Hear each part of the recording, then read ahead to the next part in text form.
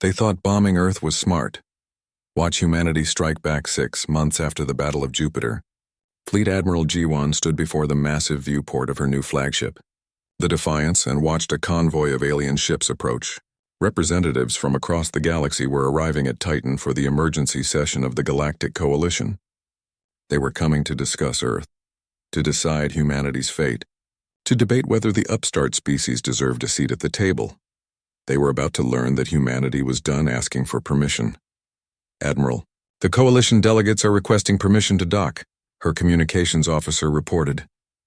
"Granted," G1 replied, "and make sure they see our fleet on their way in. I want them to understand exactly who they're dealing with. The delegates would have to be blind to miss it." Surrounding Titan were 200 human warships, including 30 of the new Phantom-class cruisers that engineer Sora had designed. Each ship bristled with weapons, their hulls painted with the names of destroyed Earth cities: Seoul, New York, Mumbai, Cairo, London. A rolling memorial to everything humanity had lost. Behind G1, Admiral Junho reviewed the evidence one more time. Intelligence Officer Yuna had spent months gathering proof, following money trails and communication logs, building an airtight case. What she had discovered was damning. 5 species within the Galactic Coalition had secretly funded and supported the Vraxian attack on Earth. They had seen humanity's rapid advancement as a threat and decided to eliminate the problem before it grew. They had failed. The Coalition delegates, assembled in Titan's largest conference hall, a cavernous space carved from ice and rock. Representatives from dozens of species filled the chamber, their various forms creating a bizarre gallery of galactic life. At the head of the table sat the Coalition chairman, a gaseous being contained in a transparent pressure suit. "This emergency session is called to order," the chairman announced. "We are here to discuss the status of Earth and its recent military actions against the Vraxian Empire." Fleet Admiral G1 walked into the chamber flanked by Admiral Junho and Intelligence Officer Yuna. She wore her military dress uniform, and every medal on her chest represented a battle fought, a city lost, a sacrifice made. The delegates fell silent as she approached the central podium.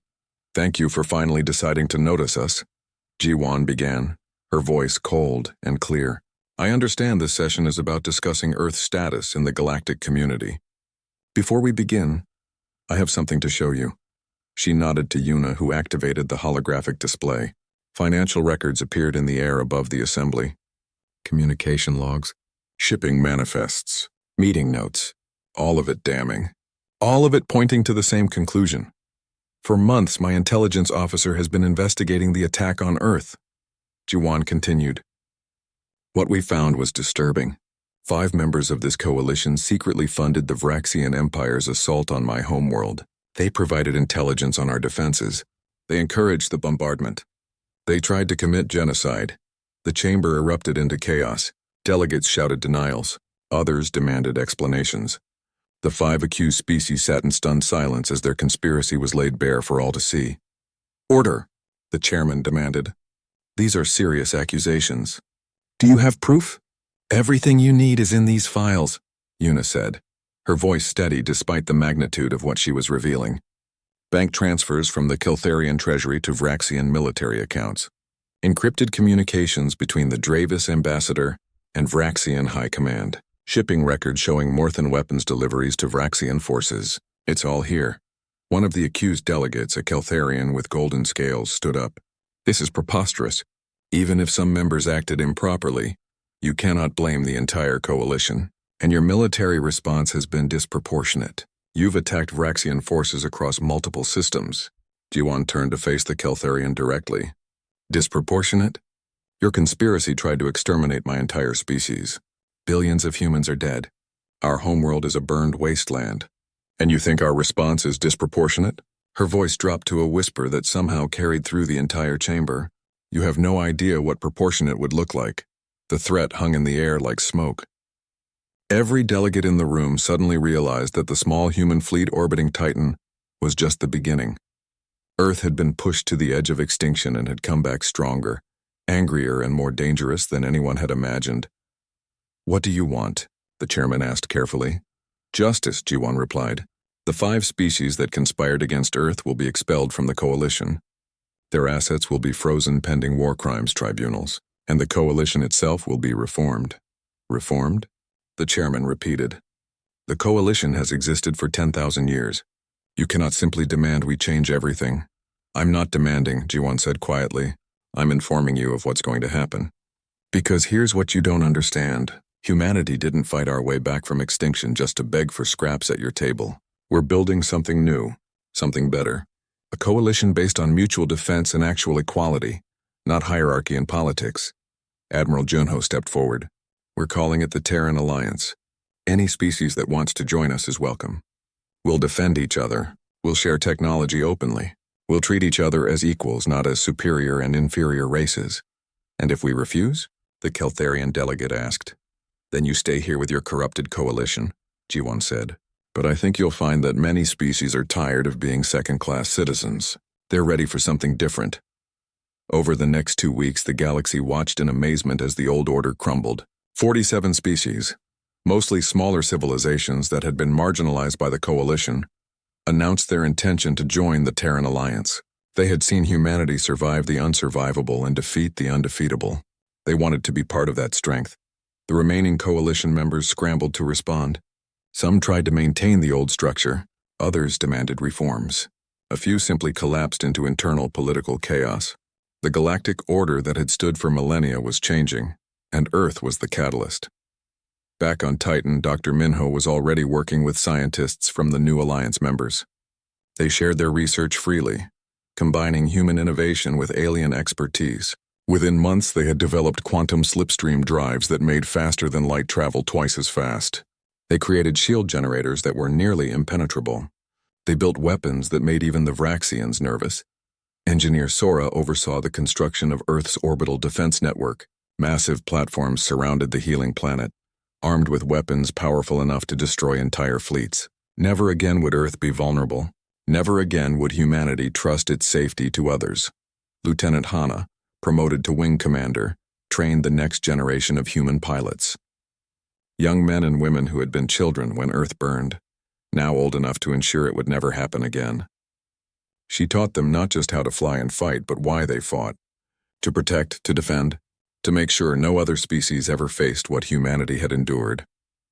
10 years after the bombardment, Commander Ji-won, now Fleet Admiral and leader of the Terran Alliance, stood in the same spot where she had watched Sol die, but the view was different now. The burned wasteland was gone, replaced by gleaming cities that rose from the ashes. The dead world was healing, greener and more beautiful than before. Millions of humans had returned to Earth along with colonists from dozens of allied species. Together they were building something new, not a recreation of what was lost, but something better, a world that represented the best of the galaxy, protected by the strength humanity had forged in fire. Dr. Minho joined her at the observation deck of the newly completed Earth Defense Station Unity. He carried a datapad, showing their latest research breakthrough. The quantum slipstream network is complete, he reported. We can now communicate and travel between any Alliance world instantly. The galaxy just got a lot smaller. Ji-won smiled. Good. That makes us a lot harder to attack. How's the rest of the defensive network coming? Ahead of schedule, Minho replied. Between our technology and the resources our allies are providing, we'll have the most advanced defense grid in galactic history within 5 years.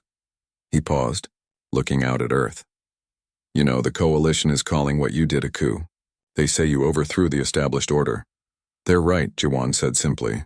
The old order was corrupt and weak. It allowed genocide. It rewarded treachery. It needed to fall. And now we've replaced it with something better? Time will tell, Ji-won admitted. But at least we're trying. At least we're building something based on trust and mutual respect, not fear and hierarchy. Below them, transport ships from across the Alliance arrived carrying delegates for the annual Alliance Summit. Human, Kelvin, Porthan, Resik, dozens of species working together as equals. It wasn't perfect. There were still arguments, still cultural misunderstandings, still political tensions. But it was better. Admiral Junho appeared on the observation deck, his uniform showing the wear of another long day of diplomatic meetings. The Vraxian Empire has sent another peace proposal, he reported. They thought bombing Earth was smart. Watch humanity strike back. The death of the Annihilator sent shockwaves through the Deathstalker fleet, both literally and figuratively. The massive explosion was visible from every ship in the battle, a brilliant star of destruction that marked the end of 500 years of unbroken victory. For a moment, everything stopped. Vraxian and human alike stared at the expanding debris field in stunned silence. Then chaos erupted. Without their flagship coordinating movements, the Deathstalker fleet fractured. Some captains tried to maintain formation. Others panicked and scattered. A few, driven by rage and desperation, charged directly at the nearest human ships in suicidal attacks. The perfect military machine broke apart like glass. All units, press the attack. Admiral Junho's voice cut through the confusion. Don't give them time to reorganize. Lieutenant Hana banked her fighter hard, dodging streams of plasma fire from a Vraxian destroyer that had lost all tactical sense. The enemy ship was firing wildly in every direction, hitting as many of its own vessels as human ones. She lined up her shot carefully and launched her remaining missiles into the destroyer's exposed engine core. The ship died in a cascade of secondary explosions. Shadow 7 to all fighters, watch your spacing, she called out. Some of these Vraxians are trying to take us with them. She was right. A damaged Vraxian cruiser, its hull breached and atmosphere venting into space, suddenly accelerated toward a cluster of human frigates. The captain intended to ram them, to die taking as many humans as possible with him. Captain Tajan saw it happening and made a split-second decision. All hands abandon ship. Get to the escape pods now. He slammed his throttle forward, putting his retrofitted cargo hauler on a collision course with the Vraxian cruiser. Captain, what are you doing? His first officer shouted. Saving lives, Tajan replied calmly. Now get off my ship. That's an order. The Phoenix Rising crashed into the Vraxian cruiser at a combined speed of thousands of kilometers per hour. Both ships disintegrated in a ball of fire and twisted metal. But the human frigates behind them survived, protected by one captain's sacrifice. Commander Jiwan watched it happen from the Shadowrunner and felt her throat tighten. Another good person dead, another name to add to the list of those who would never see Earth reborn. But she couldn't afford to grieve, not yet. The battle was still raging around them. Minho, status report, she said, forcing her voice to stay steady. Dr. Minho's fingers danced across his console. The Vraxian fleet is completely disorganized. They're fighting as individual ships now, not as a coordinated force. Our quantum network gives us a massive advantage in coordination. Then let's use it, Jiwan said. She opened a channel to all human forces. All commanders, this is Jiwan. Execute pattern Delta 7. Concentrate fire on damaged vessels. Force them to choose between protecting themselves or their fleetmates. Pattern Delta 7 was a tactic they had practiced endlessly in simulation but never used in real combat. It required perfect timing and coordination. Things that were impossible for the scattered Vraxian forces, but easy for humans with their instant communication network. Admiral Junho's fleet moved like a single organism. Frigates would engage a Vraxian ship, damage it, then immediately peel away. Before the enemy could recover, a second wave would hit from a different angle. Then a third. Each attack targeted the same weak points, building damage systematically until the enemy ship could no longer fight. Engineer Sora's Phantom drones proved their worth 100 times over. They fought with ruthless efficiency, never hesitating, never showing mercy. When a Vraxian ship's shields dropped, the drones swarmed it like piranhas, tearing it apart with concentrated fire. When the enemy tried to flee, the drones pursued relentlessly. But the battle was far from one-sided. The Deathstalker fleet might have lost coordination, but they were still the elite forces of the Vraxian Empire. Their ships were powerful, their weapons devastating, and their training showed even in chaos. Human vessels died by the dozens, each loss a painful blow to their small remaining fleet. Lieutenant Hana found herself in a desperate dogfight with a Vraxian ace pilot. The enemy fighter matched her move for move, anticipating her tactics, countering her every attempt to gain advantage. She tried every trick she knew, pushed her ship to its limits, but the Vraxian stayed on her tail. Shadow 7 is in trouble, she transmitted, keeping her voice calm, despite the alarm screaming in her cockpit. Could use some help here. 2 Phantom drones broke from their formation and dove into the fight. The Vraxian ace never had a chance against 3 opponents. His ship exploded under concentrated fire, and Hana pulled her damaged fighter away from the debris field. Thanks for the save, she said to the drones, knowing they couldn't respond. But somewhere on Titan, engineer Sora was monitoring the drone network and allowed herself a small smile. Her creations were saving human lives. The battle raged for 6 hours. 6 hours of constant combat, of ships dying, of desperate maneuvers and impossible odds. Human forces fought with the fury of the dispossessed, channeling their grief and rage into every shot fired. Vraxian forces fought with the desperation of those who realized too late they had awakened something terrible. Finally, as Jupiter's massive bulk began to eclipse the distant sun, the remaining Vraxian ships began to retreat, not in an organized withdrawal but in panicked flight. They scattered in every direction, jumping to faster than light speeds as soon as they were clear of Jupiter's gravity well. Admiral Junho let them go. His fleet was battered and exhausted. Pursuing the enemy would cost more lives than it would save. Instead, he ordered a careful sweep of the battlefield, looking for survivors on both sides. "Sir, we're receiving surrender signals from several damaged Vraxian vessels," his communications officer reported with surprise. "They're requesting quarter under interstellar law." Junho was quiet for a long moment. These were the forces that had bombed Earth, that had killed billions of humans, that had tried to exterminate their entire species. It would be so easy to refuse, to destroy the surrendering ships, to show the same mercy the Vraxians had shown Earth. But that wasn't who humans were. That wasn't who Junho was. "Accept their surrender," he ordered. "Take them prisoner and treat them according to interstellar law. Provide medical assistance to the injured." He paused. "And make sure every other species in the galaxy hears about it. We want them to know that humanity shows mercy, even to those who showed us none." The news of the battle spread across the solar system within hours. Humanity had faced the Deathstalker fleet, the Vraxian Empire's elite forces, and won. The victory cost them dearly. Hundreds of ships destroyed, thousands of lives lost. Captain Tajin's sacrifice was only one of many acts of heroism that day, but they had won. Commander Jiwan stood in the command center on Titan, watching the casualty reports come in. Each number represented someone who would never go home, never see Earth reborn, never know if their sacrifice had been worth it. She felt the weight of command settling on her shoulders like a physical thing. "Commander, we're receiving a transmission from the Galactic Coalition," Intelligence Officer Yuna reported. "They want to speak with you directly." Jiwan straightened her uniform and activated the holographic communicator. The image of a Coalition representative appeared, an insectoid alien with compound eyes and clicking mandibles.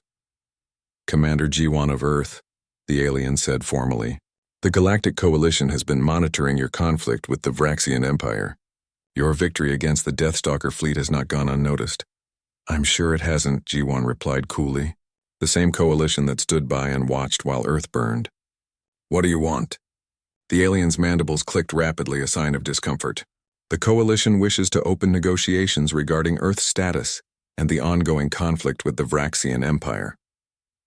"Tell the coalition I'll consider their offer," Jiwan said. "After we've finished what the Vraxians started." She cut the transmission before the alien could respond. Around her, the command staff looked uncertain.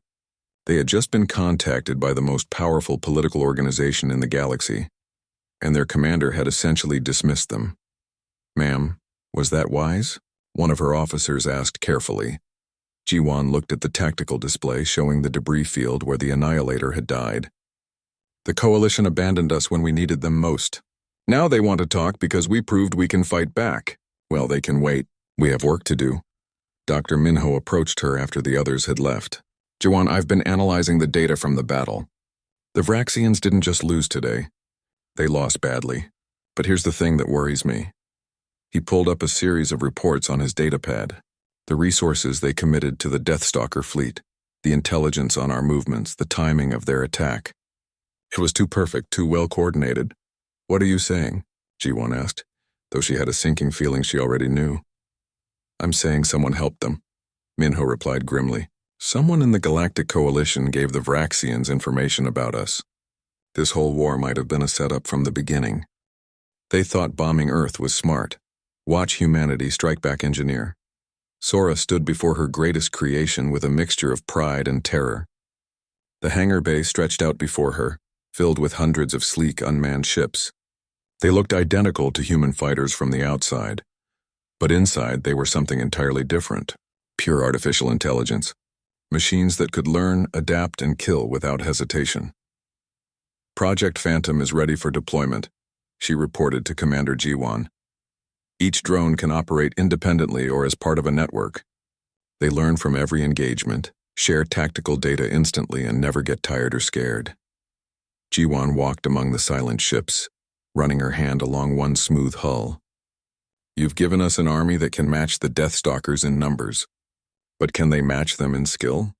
Watch, Sora said. She activated a training simulation on the main display. 2 Phantom drones faced off against a simulated Vraxian squadron. The fight was over in seconds. The drones moved with precision no living pilot could match, anticipating enemy movements and exploiting weaknesses faster than thought. Now watch this, Sora continued. She ran the simulation again, but this time the Vraxian squadron used different tactics. The Phantom drones hesitated for only a fraction of a second before adapting, changing their approach and winning just as decisively. They learn. Every battle makes them smarter. Jiwan felt a chill run down her spine. They were creating weapons that might one day surpass their makers. But that was a problem for another day. Right now, they needed every advantage they could get.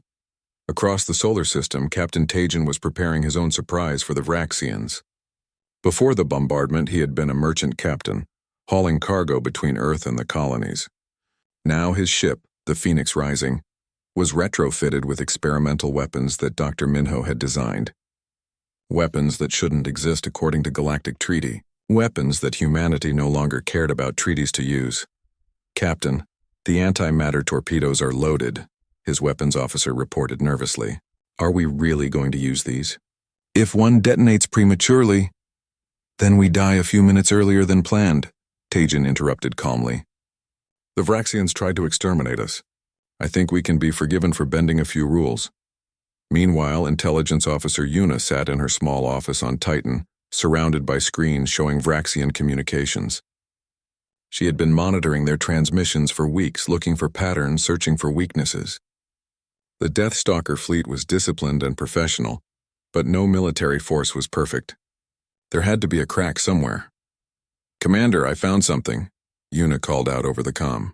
The Deathstalker fleet coordinates all movements through their flagship, the Annihilator. Every ship in their fleet receives orders directly from that one vessel. It's a centralized command structure. Jiwan immediately understood the implications. If we take out the flagship, the entire fleet loses coordination. Exactly, Yuna confirmed. They'll still be dangerous, but they'll be fighting as individuals instead of as a unified force. They'll be vulnerable. Then that's our target, Jiwan decided. Send the analysis to Admiral Junho. We're going to cut the head off the snake. Admiral Junho received the intelligence and began planning the most audacious operation in human military history. The Annihilator was the most heavily defended ship in the Vraxian fleet. Getting close enough to damage it would require a miracle. Fortunately, humanity was getting good at making miracles happen. We'll lure them to Jupiter, Junho explained during the strategy meeting. The gas giant's radiation and magnetic field will interfere with their sensors. We'll use the Phantom drones to create fake fleet signatures. Make them think we're committing everything to a final battle. When they're focused on the drones, our real forces will strike the Annihilator. Lieutenant Hana studied the battle plan and whistled softly. This is insane. We're gambling everything on one attack. Do you have a better idea? Junho asked. Hana grinned. No, sir. I'm just making sure I understand that we're being insane together. The trap was set over the course of 3 weeks. Captain Tajin's raiders hit supply lines, drawing Vraxian forces toward the outer planets. Phantom drones appeared and disappeared across the solar system, creating the illusion of a massive human fleet gathering near Jupiter. False communications suggested the humans were preparing a desperate last stand. Admiral Krev took the bait. The Deathstalker fleet, frustrated by weeks of fruitless searching, turned toward Jupiter with grim determination. Finally, the cowardly humans were offering a real fight. Finally, the Deathstalkers could do what they did best. All ships prepare for battle, Krev ordered from the bridge of the Annihilator. We end this today. Total destruction of all human forces. No survivors. As the Deathstalker fleet approached Jupiter, they detected hundreds of human ships in orbit around the gas giant. Their sensors showed fighters, frigates, even capital ships. It looked like every surviving human vessel had gathered for a final suicidal defense. What the Vraxians didn't know was that 90% of those signatures were phantom drones. The real human fleet was hiding in the radiation shadow of Jupiter's moon Io, waiting for the perfect moment to strike. "Contact in 30 minutes, Una reported from her intelligence station. "The Annihilator is in the center of their formation, exactly where we predicted." Commander Jiwan took a deep breath. Everything they had worked for came down to the next hour. She opened a channel to all human forces. "All units, this is Commander Jiwan. You know what's at stake. You know what they did to our world, to our families. Today we show them that humanity doesn't break. We bend, we adapt, and we come back stronger. Today we show them why bombing Earth was the worst decision they ever made." Across the solar system, thousands of humans heard her words. On ships, in bunkers, in hidden bases, they prepared for battle. Some prayed. Some checked their weapons. Some simply stared at images of Earth before the bombardment, remembering what they had lost. The Deathstalker fleet entered Jupiter's orbit and opened fire on the Phantom drones. Space lit up with weapons fire as the battle began. The drones fought back with inhuman precision, their networked intelligence allowing them to coordinate attacks that confused and frustrated the Vraxian commanders. "These pilots are exceptional," Admiral Krev observed, with grudging respect. "They fight with no fear." His tactical officer studied the sensor readings. "Admiral, something is wrong. These ships are not evading damage correctly. They take hits that should kill them but keep fighting. And their response patterns are too perfect, too coordinated." Krev's eyes narrowed. "They're not real. They're drones." He spun toward his communications officer. "Signal all ships." "This is a trap." Full defensive, he never finished the order. Lieutenant Hana's squadron came screaming out of Io's shadow, their stealth systems dropping at the last possible second. They were among the Vraxian fleet before the enemy could react, targeting shield generators and weapons arrays with surgical precision. "Breakthrough. Make a hole!" Hana shouted to her squadron. Behind them came Captain Tajin's Phoenix Rising, her hull scarred and battered but her experimental weapons glowing with deadly energy. The Annihilator's defensive turrets swiveled to track the new threats. But Engineer Sora's Phantom drones suddenly changed tactics. Instead of fighting individually, they all coordinated in one massive assault on the flagship's port side, overwhelming the defenses through sheer numbers. In the chaos, Commander Jiwan's stealth frigate, the Shadow Runner, phased into real space less than a kilometer from the Annihilator. Dr. Minho sat beside her, his hands flying over his console as he calculated the quantum phase shifts needed to slip through the flagship's shields. "Shields are rotating frequency," Minho reported. "I need 30 seconds to match their harmonics." "You have 20, Jiwan replied as enemy fire began to bracket their small ship. After that, we're dead. The seconds ticked by with agonizing slowness.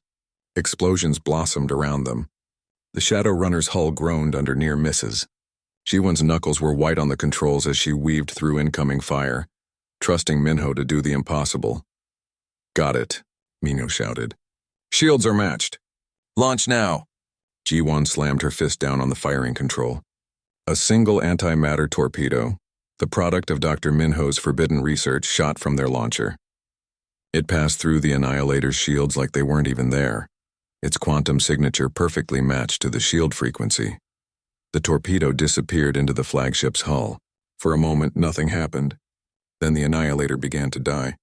The antimatter warhead detonated deep inside the vessel, its explosion contained by the ship's own hull until the pressure became too great. The flagship didn't explode so much as it came apart, ripping itself to pieces from the inside out. "Admiral." Krev had just enough time to realize he had underestimated humanity before the bridge section tore away from the rest of the ship and tumbled into Jupiter's gravity well. They thought bombing Earth was smart. Watch humanity strike back. Titan's surface was a frozen wasteland. But beneath it, humanity was building something the Vraxians would never expect. Commander Jiwan walked through the tunnels carved into the ice moon, watching as thousands of survivors worked with desperate energy. Engineers welded hull plates, technicians rewired salvage systems, soldiers trained in zero-gravity combat. Everyone had a job. Everyone had a purpose. Revenge was a powerful motivator. "Commander, you need to see this," Engineer Sora called out from across the hangar bay. She was young, barely 25, but her hands moved across holographic displays with the confidence of someone twice her age. I've been working on the stealth ships like you asked. I think I've figured something out. Jiwan walked over and studied the data. Before the bombardment, Earth's stealth technology was good enough to hide small ships from basic sensors. Now looking at Sora's modifications, it was something else entirely. Can you really make our ships invisible to their scanners? Sora grinned. Not just invisible, silent. No heat signature, no electromagnetic emissions, nothing. They won't know we're there until our weapons are already firing. She pulled up another screen. The catch is we can only keep it running for short bursts, maybe 30 minutes before the power drain becomes dangerous. But 30 minutes is enough to get in close. More than enough, Jiwan agreed. How many ships can you retrofit? With our current resources?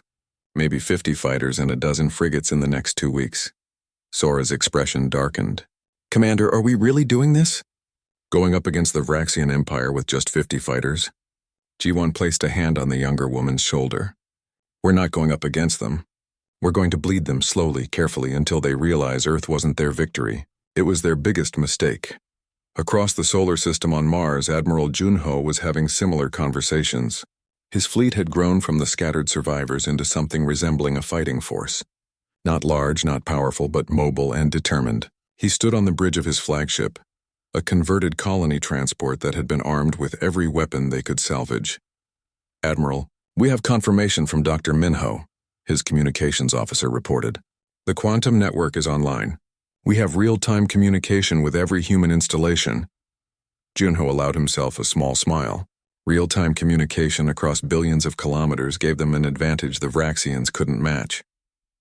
Their empire still relied on faster-than-light messages that took hours or days to reach their destinations. Humanity could coordinate instantly. Send a message to all commands, Junho ordered. It's time to show our guests that Earth's children are still very much alive. The first strike came without warning. A Vraxian supply convoy was traveling from the outer planets back toward Earth when Lieutenant Hana's fighter squadron appeared out of nowhere. The stealth systems worked perfectly. By the time the Vraxian sensors picked them up, Hana's missiles were already screaming through space. Fire and break, Hana shouted over the comm. Don't give them time to target us. Her squadron scattered in 12 different directions, each fighter unleashing its payload before vanishing back into the dark. The Vraxian convoy exploded in brilliant flowers of fire and debris. Not a single human fighter was lost. They were gone before the enemy even understood what happened. Aboard his flagship in Earth's orbit, Commander Vex stared at the report with growing confusion. A supply convoy destroyed. No survivors. No indication of what attacked them until it was too late. He had expected the few remaining humans to either surrender or make desperate suicidal attacks that would be easy to crush. This was neither. Increase patrols, he ordered his subordinates. These humans are like insects hiding in the dark. We will root them out and crush them, but the attacks continued. A listening post on Europa went silent. A refueling station near Jupiter vanished in an explosion. Vraxian patrol ships started disappearing one by one. Each loss was small, barely worth noting in the grand scheme of the Empire's military might. But together, they began to add up. Dr. Minho sat in his laboratory on Titan, surrounded by screens showing sensor data from across the solar system. His quantum communication network let him see the bigger picture that the Vraxians couldn't. He could track their fleet movements in real time, predict their patrol routes, find the gaps in their coverage. Every piece of intelligence was immediately shared with Jiwan and Junho, allowing them to strike where the enemy was weakest. They're getting nervous, Minho observed to his assistant. Look at their communication traffic. It's increased by 40% in the last week. They're seeing threats everywhere. Are they actually seeing threats, or are we making them paranoid? The assistant asked. Minho smiled. Both. And that's exactly what we want. Commander Jiwan implemented the next phase of their strategy. Using captured Vraxian communication equipment, they began broadcasting false intelligence, fake fleet movements, imaginary human bases, phantom armies that didn't exist. The Vraxians started chasing shadows, spreading their forces thinner and thinner, trying to cover every possible threat. This is brilliant, Admiral Junho said during one of their quantum conferences. We're fighting a guerrilla war in space. Hit and run. Never give them a fair fight. Never let them use their superior numbers. It won't work forever, Jiwan warned. Eventually they'll adapt or they'll call for reinforcements. We need to be ready for the next escalation. The escalation came sooner than expected. Vraxian High Command, furious at their losses and embarrassed by their inability to crush the remaining humans, dispatched their elite forces. The Deathstalker fleet, 500 years of conquest, never defeated, never even challenged. They were the Empire's best, and they were coming to finish what the first attack had started. The news spread through the human survivors like ice water. Engineer Sora stopped her work and stared at the intelligence report. The Deathstalkers? Commander, these aren't regular soldiers. They're the best the Vraxians have. How are we supposed to fight them? Jiwan looked at the young engineer, then at the reports, then back at Sora. The same way we've been fighting. We don't meet them head-on. We don't play their game. We make them play ours. Lieutenant Hana was more direct. Let them come. I don't care if they've never been defeated. They've never fought humans before. They don't know what we're capable of when you take everything from us. In his laboratory, Dr. Minho was already working on new countermeasures. The Deathstalkers would have better sensors, better weapons, better training. The tactics that worked against regular Vraxian forces might not work against them. He needed to think bigger, be smarter, find weaknesses that didn't even exist yet. Admiral Junho gathered his fleet commanders for a strategy session. The holographic display showed the solar system, marked with human positions in blue and enemy positions in red.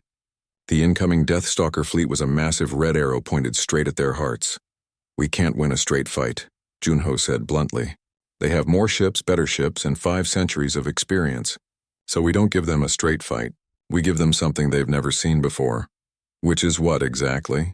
One of his captains asked. Junho smiled grimly. Chaos. We hit them from every direction at once. We use the phantom drones Sora is building. We use every dirty trick, every unconventional tactic, every rule we can break.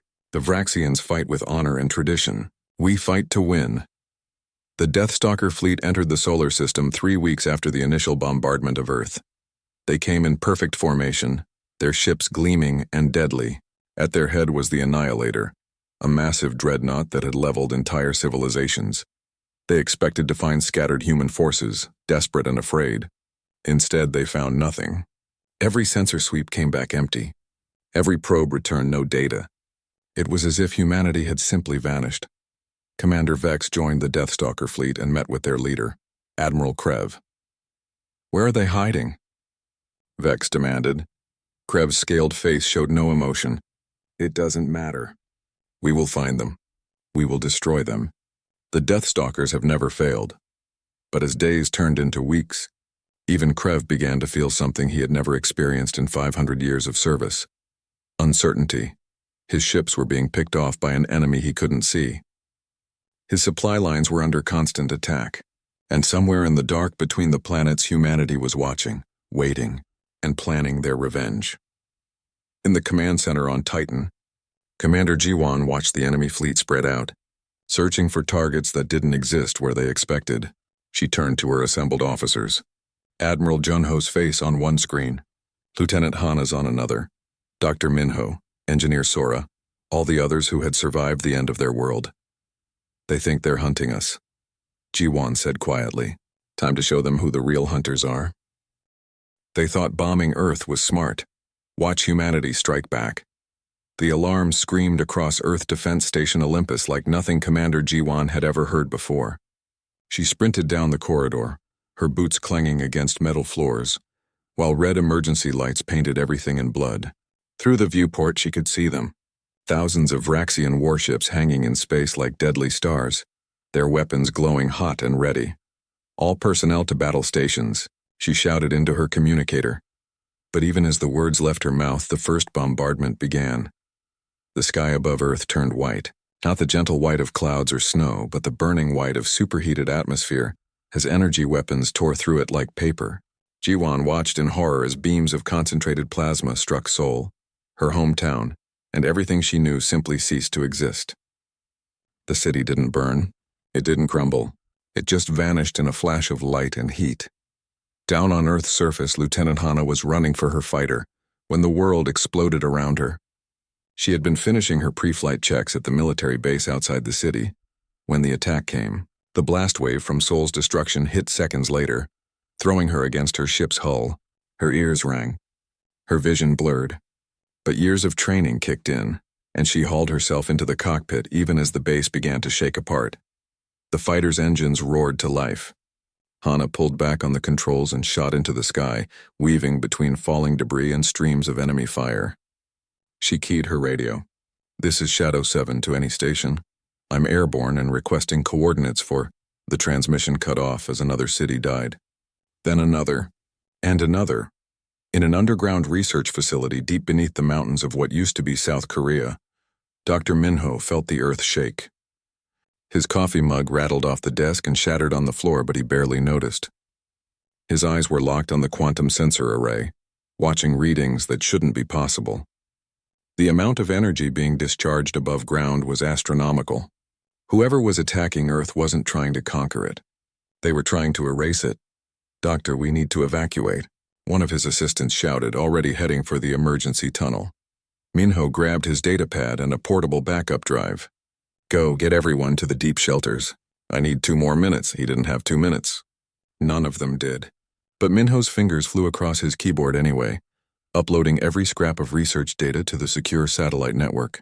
If humanity was going to die today, at least their knowledge would survive.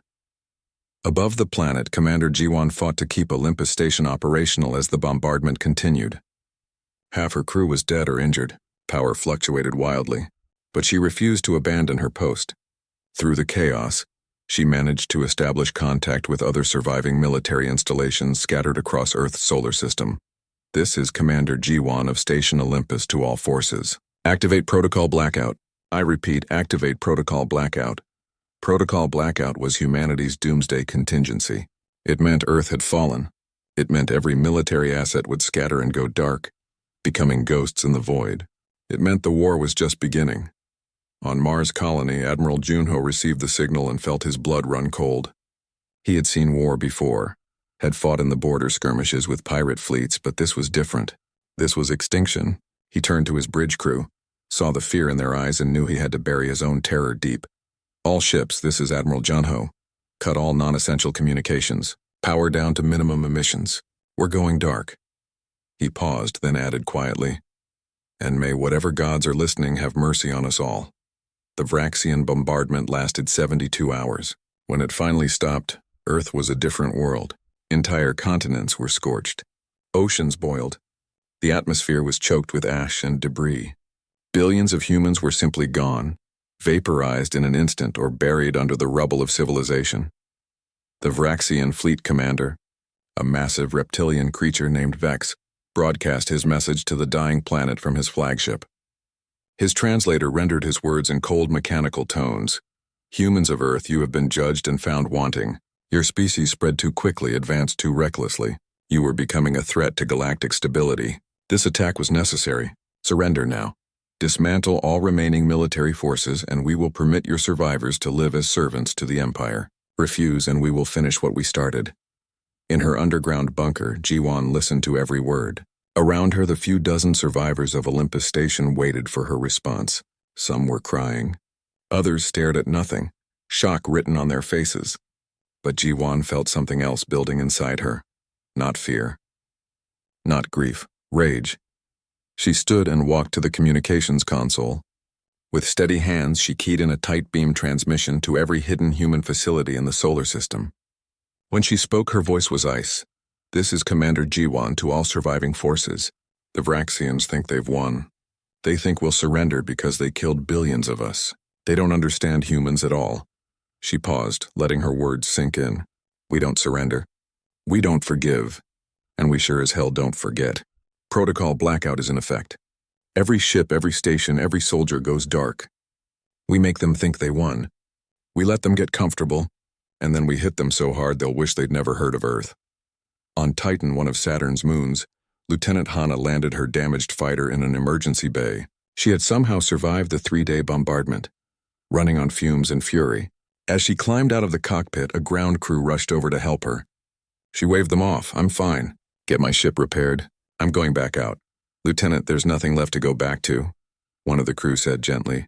Hana's eyes were hard. "Then I'll go forward. Point me at the enemy." In his underground facility, Dr. Minho finally emerged after the bombardment ended. What he saw broke something inside him. The mountain valley that had been green and beautiful was now gray ash. The sky was dark at noon.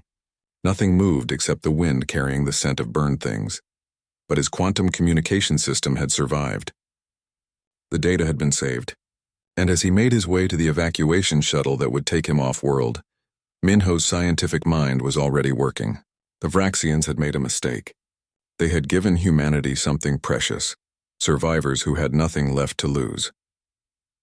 2 weeks after the bombardment, Jiwan stood in the command center on Titan and looked at the faces on her screen. Admiral Junho from the Mars Fleet, Lieutenant Hana from the Fighter Corps, Dr. Minho from the Science Division, Engineer Sora from the shipyards, dozens of others scattered across the solar system, hidden in the dark. They wanted to destroy us, she said. Instead, they taught us something important. They taught us that we can't rely on anyone but ourselves. They taught us that the galaxy is more dangerous than we knew. Most importantly, they taught us that we're capable of surviving anything. She smiled, and it was not a kind smile. Now let's teach them what happens when you back humans into a corner. The war was far from over. In fact, it was just beginning. And the Vraxians were about to learn why destroying Earth was the worst mistake they had ever made.